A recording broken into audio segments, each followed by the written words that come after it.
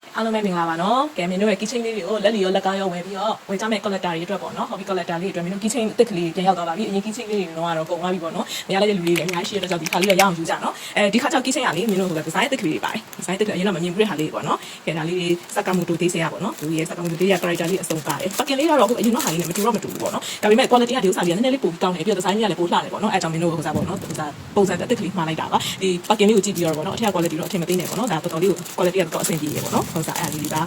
keychain ဒါလေး Sakamoto လေးလေးရမယ် Sakamoto လေးကတော့ character တယောက်ကြောင် ရှိသေးတယ်ဒီမှာကောင်းပါလေးနော် Sakamoto လေးဆိုတာ Sakamoto လေးဆိုတာဒီခါကျတော့ character လေ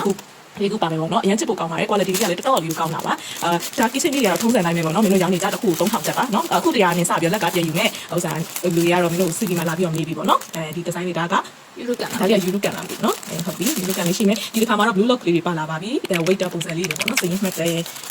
serving လုပ်မဲ့ကောင်းပြီပေါ့နော်မင်းတို့ keychain လေးအခုမြင်တဲ့အတိုင်းပဲပေါ့နော်အရင်တော့ဥစ္စာဘယ်လိုပြောမလဲအပိတ်နဲ့ဒီလိုမျိုးပတ်ကင်နဲ့ဆိုတဲ့ခါကျတော့လေမင်းတို့တေချာပြလို့မရဘူးပေါ့နော်။ဒါကြီးတော့အခုပတ်ကင်အကြီးလေးနေဆိုတဲ့ခါကျတော့ပေါ့နော်။ quality လေးကိုတေချာမြင်ရတာပေါ့နော်။ဒီလိုပုံစံလေးကိုဘက်ကဟာလေးဒီလိုပုံစံလေးဖြစ်မှာပေါ့နော်။ဒါကြီးရဲ့ဒီခါကျတော့ဒီခုနဲ့တူချစ်စရာလေး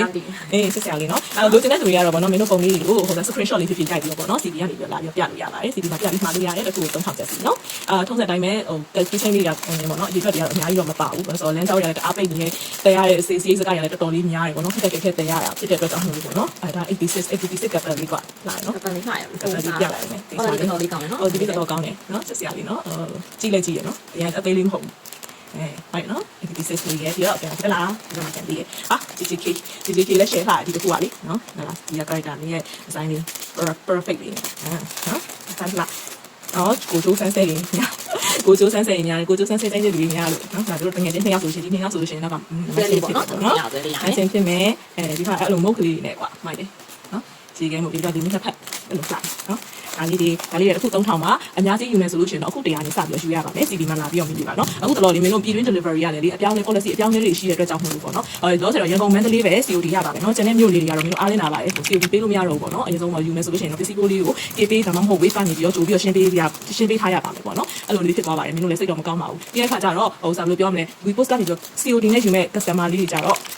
cash on delivery နဲ့ယူမဲ့ customer လေးတွေကြတော့ဗောနော် delivery ကလေးအပြောင်းလဲရှိပါတယ်အရင်တော့200ပို့ရတာဗောနော် COD ယူမဲ့ customer လေးတွေအရင်တော့ပို့က2500နေရာတွေအခုဆို2900ဖြစ်ပါမယ်3500ဖြစ်တဲ့လူတွေကတော့3900ဖြစ်မယ်ဗောနော် COD နဲ့ယူမယ်ဆိုမင်းတို့စီကိုငွေတိုးရှင်းထားရင်တော့အရင်အဲ့လို2500 3500နဲ့ပဲရပါတယ်ဟိုတိတ်တော့မကွာပါဘူး200ပဲတက်သွားပါတော့ငွေကောက်ပေးတဲ့ဟာလေးကိုကောက်လိုက်တိုးပြီးတော့ကောက်လိုက်တဲ့အတွက်ကြောင့်မဟုတ်ဘူးဖြစ်သွားတာပါအဲ့လိုကိစ္စလေးတော့ရှိရဗောနော်ဒီဘက်ဟာလေးပြီးသွားဆိုဒီဘက်ကဟာလေးကြည့်မယ်နော်ဒါလေးတွေတော့တိကျမပြောရအောင်ဖြစ်နေ policy ပြောတာခုနကကျေးဇူးခိုင်းတယ် စိတ်တူပဲနော်ဒီဒါလေးတွေကလည်းတစ်ခု3000ပဲနော်အများကြီးယူလို့အများကြီးရ CD မှာမြင်မယ်ဒီဥစ္စာလေးတစ်ခု3000ပဲဒါဆို Sakamoto ဒီ Sakamoto ဒီမှာ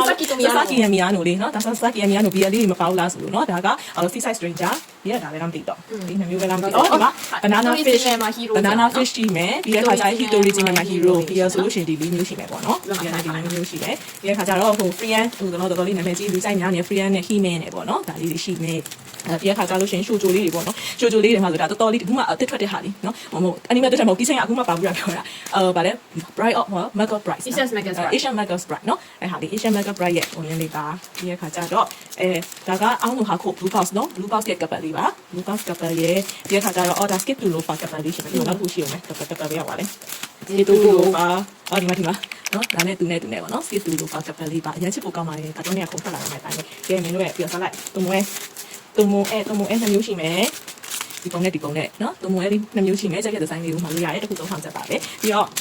Yubi Saki တူနေတယ်တို့တခါလေးနှစ်ယောက်စလုံးတခါလေးတပုံနဲ့ပါပြီးသားဆိုတဲ့ခါကျတော့အကိုယူစရာမလိုတော့နှစ်ခုဝယ်စရာမလိုတော့ဘူးဒါလေးကဟောဆောင်ဝတ်ရှိလို့ရှင်းဝဆဲနာကဲကောကပ်ပလေးပါကဲဒါရဲ့ပြီးသွားတဲ့ခါကျရင်ဒီတစ်ခါတော့ပါပြီးတဲ့ Vanity Test ဖုတ်ခနဲ့စုံသွားတာနော် Vanity Test မှာတော့ဒီ character နှစ်ယောက်ရမယ်ဒီအခါကျတော့ဒီ record or rec note မှာလည်းဒီ character လေးနှစ်ခုရမယ်ပေါ့နော် record or rec note ရဲ့ character ဒီကောက်ပါလေ02လေးနော် All Enterprise is there 02နော်02လေးလည်းရမယ်ပြီးတော့ရှင်ဒီကောင်ကျတော့ Tokyo Revenger နဲ့ကနော် Mikey နဲ့ Dragon နဲ့ Dragon နဲ့နော်ကောင်းရမယ်တော့အတွဲလောင်းလေးနော်ရှေ့တစ်ခါအတွဲလောင်းလေးဆိုဒီလိုဟာမျိုးလေးနဲ့နှစ်စင်တွဲလေးမှာ3000ဆိုတော်တော်လေးကျန်တယ်နော်ဒီခါကျ Wind Breaker က3ယောက်ရမယ်နော် Sakura ရဲ့စုရဲ့နော် Mike နော်အတက်က3ခုရမယ်3ခုရပါမယ်ကဲနောက်ဒီခါကျလည်းအထက်လိုက်ကြည့်လာအောင်မယ်မောင်လို့ချင်းရှင်းလို့လူချင်းတဲ့သူတွေမောင်နဲ့ချင်းရှင်းတဲ့ကရိုးဒီလိုလူကြီးပုံရှိမယ်ဒီမှာချီပီပုံလေးရှိမယ်နော်ချီပီပုံကပတ်လေးဒီကပတ်ပုံနှစ်ခုစလုံးတော်တော်လှတယ်ဟောဒီဒီဇိုင်းတစ်တွေနော်မောင်လို့ဒီဇိုင်းတစ်တွေလာပါပြီချီပီမှာဒီလိုပုံစံလေးလည်းရှိမယ် တော့တီတိုင်းလို့ပေါ့နော်တီတိုင်းတစ်ခုကရင်းနှီးဦးလေးနဲ့တစ်ခုကကိန်းမုတ်ကလေးနဲ့တီတိုင်းပေါ့ကွယ်တီတိုင်းတက်ပါလိတီတိုင်းပြရမယ်ပြီးသွားခါကျတော့မမတော့ဒါပဲပါရလားမမဒါပဲပါရနော်ဟုတ်ပြီဒီခါကျရင်တော့ဒီဘက်ပုံစံကဟုတ်ပြကဲဒါကအ ုံးလေးအများနေနော်ဒါကပုံစံစရိတ်တော့ပုံစံတော့ကဒါဆိုင်ပါမယ်ပါမယ်ပြီးရှင် after sorry အားလေးနေရပါမယ်နော် after ကလည်းအချစ်ရှိနေ2ယောက်ပါမယ်ပြီးတော့လို့ရှင်ချူရရဲ rampo လို့လည်းပါနော်ဒါလေးကကျတော့ group ပုံလေးပေါ့နော် group ပုံလေးကဒါလေးပေါ့ဒါလေး2ယောက်နဲ့မိသားစုပုံဖြစ်နေဒါဆိုင်နဲ့ဟုတ်ပြီမိသားစုပုံဖြစ်နေပြီဒါလေးက rampo လေးလည်းစစ်စရာလေးပြရလေးမင်းတို့ပတ်ဆက်လာနော်ဒါပြရပါမယ်ဘုံစရိတ်တော့ပတ်ဆက်လာနောက်ထပ်ပတ်ဆက်လာတော့ Demon Slayer ပါ Demon Slayer ဒါတော့ Christmas version တော့ bright နည်းနည်းလေးပဲပါမယ်ဒါက Christmas versionဦးရဲ့မိသူရဲ့ Christmas နဲ့နီးပြီဆိုတော့နော်တော်တော်လေးလာရနော်ဦးရဲ့မိသူရဲ့ရန်လှ overnight နော်ဒါရပါမယ်တို့ညဆိုကပ်ပါပေါ့နော်တို့ညကပ်ပါလေးစစ်စရာလေးတော်တော်လေးဒါလေးပဲရမယ်ဟာဒီဥစားကတော့ဇန်နီစုကတော့ဘာ version ဖြစ်တာမသိဘူးနော်ဥစားဒါဇန်နီစုဘယ် version အကောင်ကြီးလားတို့ကောင်ဒါတော့ kimono version လို့ပြောတာလားဟောဒါလေးတစ်ဆိုင်တစ်လေးပေါ့ summer festival လေးတွေ့ရဒီပွဲတော်လေးအဲ့လိုပုံစံ festival ပွဲတော်ပုံစံလေးပေါ့နော်ဒါလေးအဲ့လေးရမယ်နော်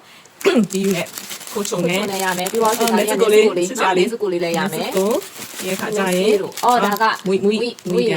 တောင်းနေရနော်ခောက်ဖက်စားနေရခုဒီပါပြီးတော့လို့ရှိရင်အော် Inosuke လည်းဒါမှမဟုတ်လေကောင်းချုပ်ပေးထားအော်ဒီမိုနေမပါဘူးလားဆိုဒီမိုတစ်ကောင်တော့ပါလာပြီနော်အာကာစာနော်အရင်တော့ကြီးချင်းလေးမှာဆိုဒီမိုမပါဘူးနော်အဲဒါအာကာစာလေးပြရပါတော့ပြတာ10ပြောင်းကြီးပါပြီးသွားပါပြီအော်ဒါကြတော့ဘူချီthe rock ကဒီမှာကောင်မလေးက4ယောက်နော်ကာရီတာ4ယောက်ရှိမယ်သူလည်း version ဒီချင်း version လေးအစ်လေးပေါ့နော် version အစ်တဲ့ဒီချင်းလေးပါ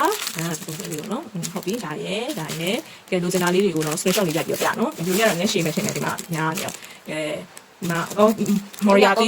ကထုံးစံတိုင်းပဲ Sherlock ရဲ့ William ရဲ့ပြီးတော့နော်တို့ character အမြဲ3ယောက်ပဲနော်တို့3ယောက်ပဲ James Moriarty ဒီမှာလို့ရှင်ဒါက JJK နောက်ထပ်နော် JJK မှာမန်ဂမီခုနကတော့မန်ဂမီပါလားပါတယ်ရှင်လေခုနကတော့ဖာရှင်မှာလည်းပါတယ်မန်ဂမီပါတယ်ဒါကြားလေးတွေနဲ့ရုပ်တို့အကောင်လေးတွေနဲ့ပေါ့နော်စကူနာခုနကတော့လည်းစကူနာပါလားမသိဘူးခုနကတော့စကူနာမသိဘူးလားဟုတ်နာနာမီကတော့ဘက်ထဲမှာမပါဘူးနော်မိုက်ကနော်ကိုဂျိုကိုဂျိုရဲ့အောက်ပုံစံလေးနဲ့ပြီးတော့ဒီဥစားပင်ကွင်းလေးနဲ့ရှက်ကဲနော်ဒီပါစီသူကလည်းစီကွက်လေးနဲ့နော်စီကွက်လေးနဲ့သူတို့နှစ်ကောင်စီကွက်နဲ့ဒါJJK ကဒီဘက်ပုံစံတစ်မျိုးပေါ့နော်ပြီးတော့ဒါကဘူလိုဟီရိုကလည်း character 3ယောက်ပါပါမယ်မီတိုရီယာရဲ့ဟုတ်ပါဘူး sorry မီတိုရီယာရဲ့ဘာကူရဲ့တိုရိုကီရဲ့နော်တို့3ယောက်3ယောက်ပါပါမယ်3ယောက်ပြင်တဲ့3ယောက်ပေါ့ဒါလေးလက်ရှိတစ်ခေါက်ပါလာတဲ့ဒီဇိုင်းနဲ့မတူဘူးနော်ဒါလေးကဒီဇိုင်းတစ်ပါဒီဇိုင်းတစ်ကလေးကျွန်တော်တစ်ခါနဲ့တစ်ခါတော့ဒီ collector တွေအတွက်ပေါ့နော်ရန်ကုန်ကဒီဇိုင်းမတူတာလေးမှာပေးထားရပေါ့နော်ဒါကဟာနာပိုကွန်နဲ့နည်းဟာနာပိုကွန်တစ်ပိုင်းရဲ့ဒီခါကျတော့ဒါကကြောင့်တန်ကြမရှိချီပီပုံစံလေးနဲ့စားမဲ့တောင်းမဲ့တက်တိုက်ပေါ့နော်စားမဲ့တောင်းမဲ့ဆိုတော့နည်းနည်းတော့ dark ဖြစ်တယ်အဲ့ဒါတွေကဒါလေးက testing လို့အုပ်စုတွေပေါ့နော်ဒီတစ်ခါတော့ပါဝါတော့မရတဲ့အုပ်စုတွေရှိရဲသူတို့လေးက game mini install ထားခဲ့ပါဆိုတော့ဒီတစ်ခါလည်း install ပြန်ဝင်လာပါပြီနော်သူတို့ inspection ကအုပ်စု၄ယောက်ခုရှိတယ်ပြောရှင်ဒီကောင်လေးက one piece ပါထားရဲ one piece ဆိုရဲပြီးရင် Luffy ရဲ့6ပါရဲနော်6ပါရဲနော်ဆက်ထားလေးဆက်စရာလေးကတော့လေးဆိုနေရမယ်နော်ဆိုဤညာ quality လေးလည်းအရင်ကောင်းနော်ဆေးလေးလည်းတအားတန်ဆေးလေးတအားတန်ဒါလေးကတော့ဒါလေးကလေတဘောကြလို့ဒီလိုအသွဲလေးပါလို့အဲ့အသွဲလေးနဲ့အောက်မှာ20ပေါ့နော်20ကီချင်းပေါ့နော်20လေးပါဒါကဟိုနေလို့ပဲနော်ဟိုရဲပြောရှင်ဒါဥခေါကပြောရှင်ဒါခံပါခုလိုရှိမယ်ဒီခါကျတော့နောက်ကစကီနေတာခိနာတာဒီခါကေယာမကျမယ်နော်ခါကေယာမခါကေယာမတူကိုပြတ်သွားတယ်ခါကေယာမလေးခုနကတော့တွေ့လိုက်တယ်ဒီလုံးပြလိုက်တာမဟုတ်လားအော်ဟုတ်တယ်ခါကေယာမအရင်ဆုံးပြလိုက်တာဒါကတော့ Studio Collection လေးပေါ့နော် Studio ရှိမယ် House ရှိမယ်ကီရဲ့ဒီတောင်လေးပေါ့နော်ပြီးသွားလို့ရှင်တို့တို့ကဒီဇိုင်းနဲ့မျိုးရှိတယ်ဒီဇိုင်းနဲ့မျိုးပူတင်လေးနဲ့တရွက်လေးနဲ့နော်ဒီလိုလေးနဲ့နောက်ခုရှိမယ်ဟုတ်ပြီရှိမယ်ဒီကတော့မမြင်ထင်ပါတယ်ကြာအများကြီးဒါလေးကီပုံလေးနော်ဒါလေးကီပုံလေးပါကဲဆုံးလုံးလေးတော့အသေးခွဲမဲ့ AOT လေးပါဒါမှလှရနော်ဒါလေးကစားနော် coffee cup ပုံလေးနော် coffee ပုံလေးနဲ့ပါရှင်ရနော်ပြီးသွားရှင် Armin လေးတော်တော်လာ Armin တော့ရှင် Aaron ဒါတော့နောက်ဆုံးအကဲ fashion ဖြစ်ပုံများပါဒါပေမဲ့သူပါတယ်ဆိုတော့နော်Armin တိုင်းကျိုးပါတယ်ညကျိုးလာပြီဒါလေးနဲ့နော်ဒါလေးနဲ့ခွက်ထဲမှာဒါနဲ့ထိုင်တယ် Hanji ဆိုပြီးပါမယ်Hanji ပါပြီးတော့နောက်ဆုံးမှာ Wings of Freedom လေးပါနော်အဲ့တော့လိုချင်တဲ့ဟာလေးရှိလို့ရှိရင်အခုပဲ CD ကနေပြောလာပြီးပုံလေးပြန်ပြီးမှာလို့ရပါတယ်နော်လိုချင်တဲ့ဟာလေး screenshot နဲ့လာပြော character နာမည်လေးနဲ့လာပြောလို့ရပါတယ်ပုံစံအတိုင်းပဲဥစားလက်ကားလိုချင်တဲ့လေးပဲပေါ့နော်ဆေးလေးလာမေးပေးပါနော်ဆိုပြီးကြည့်တယ်ကျေးဇူးတင်ပါတယ်အဲ့ဒါပဲနော် CD မှာပြပြတာပါမယ်